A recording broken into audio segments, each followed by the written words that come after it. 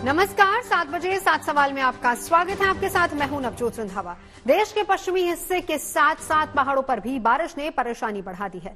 कल रात में उत्तराखंड के पहाड़ी इलाकों में जोरदार बारिश के बाद अलकनंदा, यमुना और बालगंगा नदियां उफान पर पहुंच गई। ऐसे में हमारे आज के सातों सवाल बाढ़ बारिश से लोगों को हो रही परेशानियों से ही जुड़े होंगे। और हमारा आज का पहला सवाल है, पहाड़ों पर भारी बारिश के बाद कैसे हैं हालात। रुद्रप्रयाग में अलकनंदा के पानी में पुल समा गया। भारी बारिश की वजह से केदार मधमहेश्वर यात्रा को भी रोकना पड़ा है।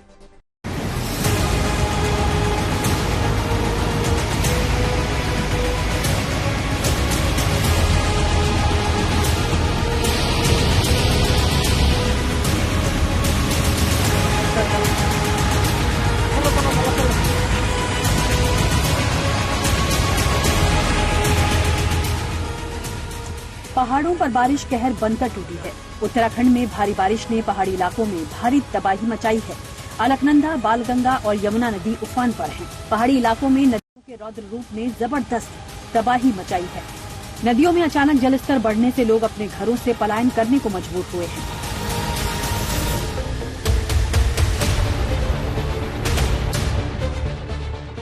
ये 4 तस्वीरें त्रासदी की अलग अलग दास्तां बयां कर रही हैं। रुद्रप्रयाग में अलकनंदा नदी के उफान में पुल डूब गया। इसी तरह टिहरी जिले में बालगंगा तहसील के विनयखाल क्षेत्र में बारिश ने भारी तबाही मचाई।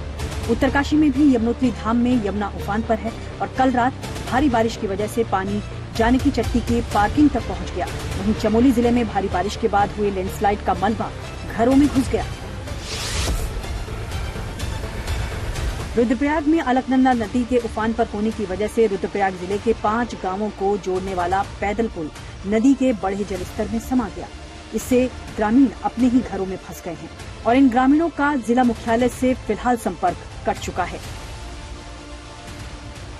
इस समय हम रुद्रप्रयाग और श्रीनगर के बीच धारी देवी मंदिर के निकट अलकनंदा नदी किनारे मौजूद हैं। लगातार बढ़ते नदी के जल स्तर के कारण जो रुद्रप्रयाग के कई ग्रामीण क्षेत्र हैं, उनका जिला मुख्यालय से संपर्क कर चुका है। दरअसल रुद्रप्रयाग के कोटली, बांसी, मोलदास, सेरा गांव के लोगों के लिए जिला मुख्यालय आने के लिए कोई सड़क मार्ग नहीं है। उनके लिए ये पुल ही आने जाने का एकमात्र साधन है। लिहाजा पुल के पानी में डूब जाने पर वो अपने इलाकों में फंस गए हैं। ग्रामीणों के पास यही एक पैदल आवाजाही का पुल था, लेकिन ये कल रात से अलकनंदा नदी में डूब रखा है। आप ठीक सामने देख सकते हैं कि भारी संख्या में वहाँ पे ग्रामीण फंसे हुए हैं। इन ग्रामीणों को अपने आवश्यक कार्य के लिए रुद्रप्रयाग या फिर श्रीनगर बाजार आना था, लेकिन ये ग्रामीण पुल के नदी में डूबे होने से बाजारों की ओर नहीं आ पा रहे। केदार मधमहेश्वर धाम की यात्रा भी अत्यधिक बारिश और भूस्खलन के कारण थम गई है। मधमहेश्वर धाम जाने वाले पैदल मार्ग पर मोरखंडा नदी पर बना अस्थायी लकड़ी का पुल नदी के तेज बहाव में बह गया, जिस वजह से मधमहेश्वर धाम में लगभग 50 तीर्थयात्री और स्थानीय कारोबारी फंस गए। पुल टूट जाने से धाम में फंसे इन तीर्थयात्रियों और स्थानीय लोगों को प्रशासन की तरफ से हेलीकॉप्टर के जरिए रेस्क्यू भी किया गया। इसके लिए मधमहेश्वर धाम के पास नानू चट्टी पर अस्थायी हेलीपैड बनाया गया। इसके बाद धाम और पैदल यात्रा मार्ग पर फंसे सभी यात्रियों को अस्थायी हेलीपैड पर पहुंचाया गया, जहां से इन यात्रियों को हेलीकॉप्टर के माध्यम से रांची भेजा गया। यात्रा मार्ग पर फंसे सभी श्रद्धालु सुरक्षित हैं और क्षतिग्रस्त पुल को दुरुस्त करने के लिए भी कार्रवाई शुरू कर दी गई है। सुबह ही हमको मालूम पड़ा कि वो जो गोंडा का जो पुल है, पैदल पुल, वो टूट गए हैं और हमको लगा कि हम लोग का रेस्क्यू नहीं हो पाएगा, लेकिन बहुत ही जल्दी कार्रवाई हुई। हमको हेलीकॉप्टर से लाया गया यहाँ पे।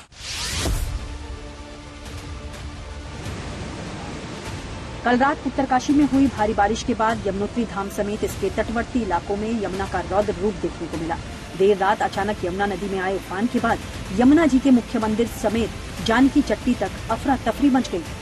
रात 12 बजे तक जानकी चट्टी में बनी पार्किंग तक पानी पहुंच गया और पार्किंग में खड़ी गाड़ियां पानी और मलबे में आधी डूब गईं। पार्किंग में सो रहे मजदूरों ने किसी तरह भागकर अपनी जान बचाई। यमुनोत्री से लेकर जानकी चट्टी तक भारी नुकसान हुआ है और यमुनोत्री धाम में जो मिराज वाला हमारा वीआईपी रूम गेस्ट हाउस था, वो भी जो है ध्वस्त हो गया है।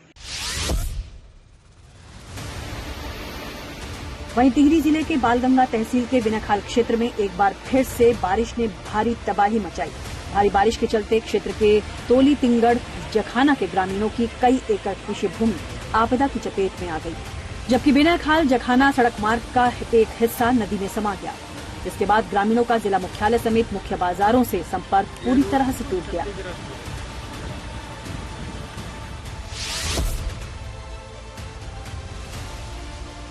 चमोली जिले में भी बारिश ने कहर बरसाया है। देर रात यहां हुई मूसलाधार बारिश से इलाके में काफी नुकसान पहुंचा है और कोठियाल सेंड के पास बुराली में नाले के पानी से हुए लैंडस्लाइड में 5 लोगों के घरों में मलबा घुस गया है। रात में अचानक पानी घुसने से इलाके में हड़कंप मच गया। हालांकि स्थिति अभी नियंत्रण में है।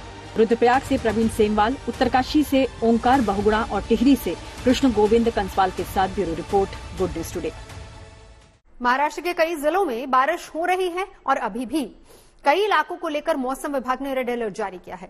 इधर पुणे और मुंबई में आज ज्यादा बारिश नहीं होने से लोगों को फिलहाल थोड़ी राहत जरूर मिली है, लेकिन खतरा कम नहीं हुआ है। हमारा आज का दूसरा सवाल इसी से जुड़ा हुआ है। महाराष्ट्र में बरसात से कौन कौन से इलाके सबसे ज्यादा बेहाल है? पुणे में पानी कम होने के बाद भी लोगों की समस्या बनी हुई है। इधर कल्याण में उल्लास नदी के रौद्र रूप के बाद क्षतिग्रस्त रायते पुल की मरम्मत का काम शुरू कर दिया गया है।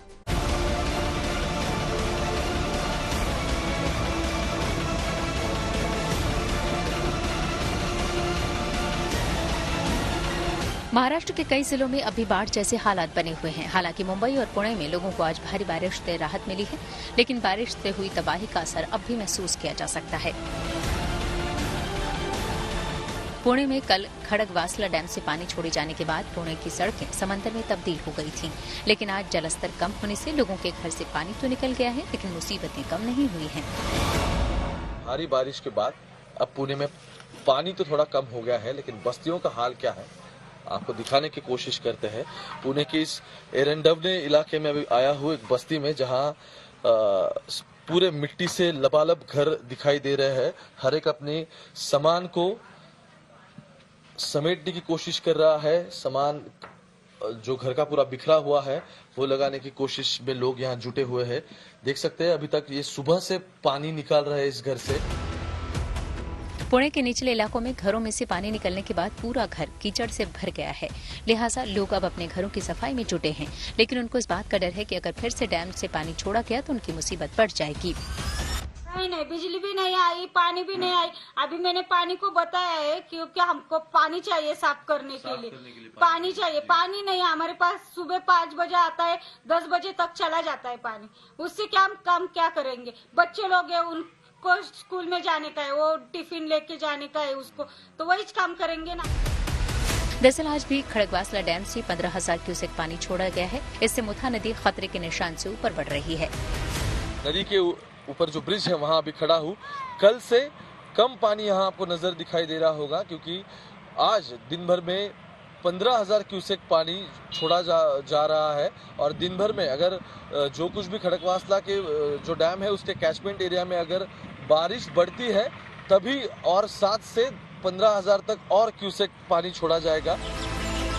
कल्याण में बारिश के बाद जगह जगह तबाही के निशान देखे जा सकते हैं। कल्याण और अहमदनगर नेशनल हाईवे 61 पर बना रायते ब्रिज उल्लास नदी के उफान में डैमेज हो गया है।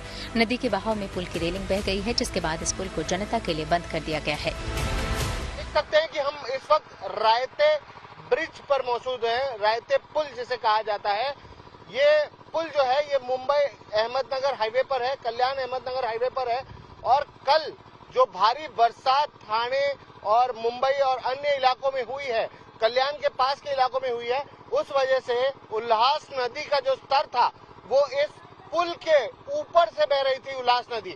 और उस वजह से आप देख सकते हैं कि पूरी जो फेंसिंग थी इस पुल की वो डैमेज हो चुकी है, टूट चुकी है। प्रशासन ने इस पुल की मरम्मत का काम शुरू कर दिया है और अगर उल्लास नदी का जलस्तर कम हुआ तो पुल को दोबारा खोला जा सकता है। इधर उल्लास नदी की बाढ़ में फंसे एक युवक को गांव वालों की मदद से रेस्क्यू किया गया। गुरुवार को अपने घर जा रहा इब्राहिम शेख उल्लास नदी में बह गया, लेकिन उसने रायते गांव के पास एक पेड़ को पकड़कर अपनी जान बचाई और मदद की गुहार लगाने लगा। उसकी गुहार सुनकर कुछ गाँव वालों की नजर उस युवक पर गई, फिर गाँव वालों ने मिलकर रस्सी के सहारे युवक को बचा लिया। मुंबई में भी आज बारिश तो कम हुई है, लेकिन फिर भी ये सामान्य से ज्यादा रही। लिहाजा आज भी प्रशासन ने लोगों को सचेत रहने का निर्देश दिया था। मुंबई में पिछले 48 घंटों से लगातार मूसलाधार बारिश हो रही है। समस्या यहाँ की बेहद बेहाल है। सिर्फ मुंबई ही नहीं बल्कि महाराष्ट्र के कई इलाकों में पानी इतना ज्यादा भर गया है कि स्थानीय बहुत ही ज्यादा परेशान हो रहे हैं। कई जिलों में तो बाढ़ तक आ गए हैं, जिनमें पुणे और रत्नागिरी जैसे शहरों के नाम शामिल हैं। इसके अलावा महाराष्ट्र के और भी कई ग्रामीण इलाकों में स्थिति बेहद ही खराब चल रही है। मौसम विभाग का तो इतना कहना है कि सामान्य बारिश होनी चाहिए, लेकिन तीव्रता से असामान्य बारिश हो रही है। मौसम विभाग ने अभी भी महाराष्ट्र के कई इलाकों के लिए रेड और ऑरेंज अलर्ट जारी किया है। अभी मुंबई येलो अलर्ट पे है। एक साधारण light to moderate rain expected है 2 दिन के लिए।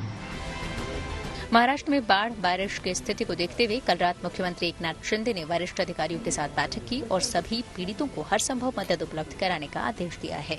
मुंबई से धर्मेंद्र झा और कल्याण से दिव्येश सिंह के साथ पुणे से Omkar Bagle, good news today. एक छोटा मालवाहक जहाज खराब मौसम में अरब सागर में फंस गया और इस जहाज में चालक दल के 14 लोग सवार थे। कोस्ट गार्ड को जब इसकी सूचना मिली तो उन्होंने हेलीकॉप्टर से राहत और बचाव अभियान चलाया और चालक दल के सभी 14 सदस्यों का रेस्क्यू कर लिया। हमारा आज का तीसरा सवाल भी इसी से जुड़ा हुआ है। अरब सागर में तूफान के बीच फंसे जहाज से कैसे हुआ रेस्क्यू ऑपरेशन, इसके बारे में बता रहे हैं हमारे संवाददाता धर्मेंद्र दुबे। मालवाहक जहाज में फंसे 14 चालकों के लिए किसी देवदूत से कम नहीं है कोस्ट गार्ड। आखिर किस तरीके से बचाई गई तकरीबन 14 लोगों की जानें? ये कहानी बेहद दिलचस्प है, फिल्मों की तरह है, लेकिन पूरी तरह से रियल है। अलीबाग घाट से अचानक ही मालवाहक जहाज बह जाती है क्योंकि मौसम बेहद ही खराब होता है। ऐसे में 14 लोगों की जान जो है वो उस जहाज में बनी हुई है। रेस्क्यू ऑपरेशन होता है। जैसे ही कोस्ट गार्ड को इस बात की भनक लगती है, वो तुरंत ही तट रक्षक सैनिकों की मदद से एक हेलीकॉप्टर हवा में उड़ाते हैं जो पूरी तरह से जहाज को घेर लेती है और फिर सैनिक भीतर उतरते हैं और फिर फिल्मों की तरह 14 लोगों की जानें बचाई जाती हैं।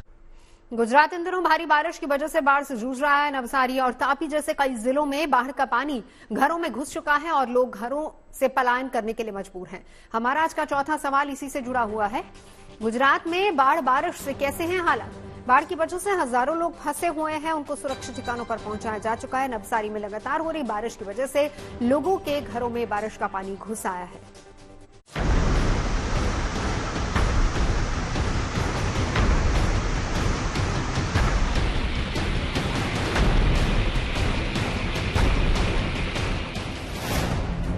गुजरात में हाईटेक सुविधा वाले शहर भी डूबते जा रहे हैं। मूसलाधार बारिश के आगे सारा सिस्टम फेल होता नजर आ रहा है। क्या सूरत, क्या वडोदरा, क्या डांग, क्या तापी, गुजरात के ज्यादातर इलाके जलमग्न हैं। हर तरफ पानी ही पानी है। दरअसल गुजरात में पिछले कुछ दिनों से बारिश ने लोगों का हाल बेहाल किया हुआ है। कच्छ और सौराष्ट्र में सबसे ज्यादा बारिश हो रही है। अब तक राज्य के 7 जिलों से 4000 से ज्यादा लोगों को सुरक्षित स्थान पर ले जाया गया है। सूरत से लेकर वडोदरा तक शहर पानी में डूबे हैं। वडोदरा में विश्वामित्री खतरे के निशान से ऊपर बह रही है। वडोदरा शहर और उसके आसपास निचले इलाकों में रहने वाले लगभग 3000 लोगों को सुरक्षित स्थानों पर पहुंचाया गया। वहीं नवसारी में भी घरों तक पानी पहुंच चुका है। बाढ़ के पानी से परेशान लोग घर की दूसरी मंजिल पर रहने को मजबूर हैं।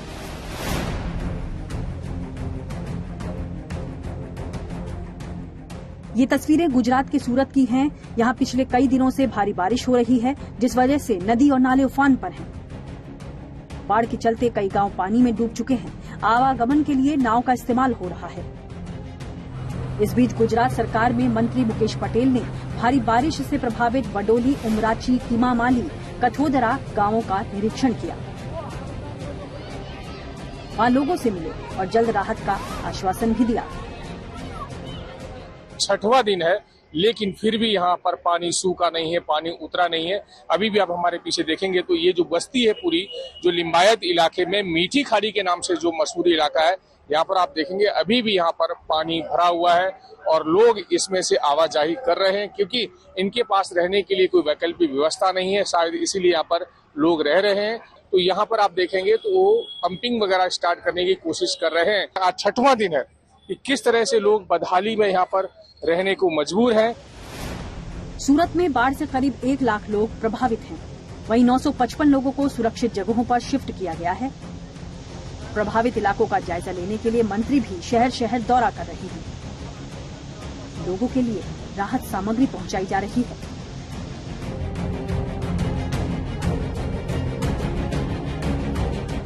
सूरत से करीब 37 किलोमीटर दूर नवसारी के हालात भी कुछ इसी तरह हैं।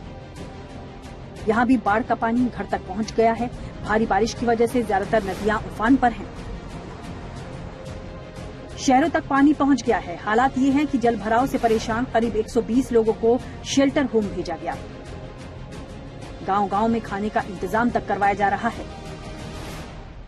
नवसारी शहर में बाढ़ से हालात है। हम जो यहाँ है वो बैसात खाड़ा इलाका है। ये पेन सिटी के जो भी इलाके हैं जो नीचे के स्तर से वो सभी अभी पानी में गरकाव हो चुके हैं। और जो ये बैसात खाड़ा इलाका है वहाँ से 100 से ज्यादा घर, जुनाथाना है, बंदर रोड है, मतलब शहर के जितने भी मकान हैं, जो 500 से ज्यादा मकान है वो अभी पानी में गरकाव हो चुके हैं और लोग सुरक्षित जगह पे पहुंच चुके हैं।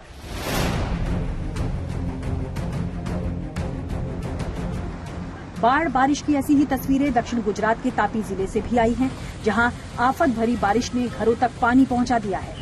हर तरफ पानी ही पानी नजर आ रहा है। सबसे बुरा हाल निचले इलाकों का है, जहां इतना पानी है कि लोगों को सुरक्षित जगह पर पहुंचाने की कोशिशें हो रही हैं।